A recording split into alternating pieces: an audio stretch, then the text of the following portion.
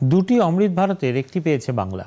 এদিন রাত ৮টার সময় খড়গপুর স্টেশনে এসে পৌঁছয় অমৃত ভারত এক্সপ্রেস ট্রেনটি। ভারতীয় রেলের খড়গপুর ডিভিশনের পক্ষ থেকে এই উপলক্ষে একটি সাংস্কৃতিক অনুষ্ঠানের আয়োজন করা হয়। পরে ট্রেনটি বেলদা স্টেশনের উদ্দেশ্যে রওনা হয়। সেখানে স্থানীয় সাংসদ দিলীপ ঘোষ ট্রেনটিকে স্বাগত জানিয়েছেন।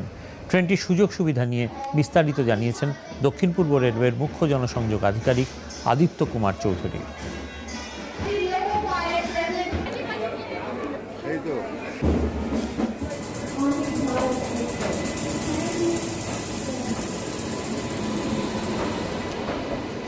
आप तो देख रहे होंगे कि इसमें ट्रेन में जर्क्स नहीं लग रही हैं। जो कपलिंग के कारण जो जर्क्स लगती है वो इस ट्रेन में नहीं लग रही क्योंकि पूरा ट्रेन सेट है। प्लस इसमें जो सीटिंग है वो काफ़ी एडवांस लेवल का कुशन लगाया गया है ताकि जो अनकम्फर्टेबल होता है सीट्स में वो इस ट्रेन में नहीं होगा।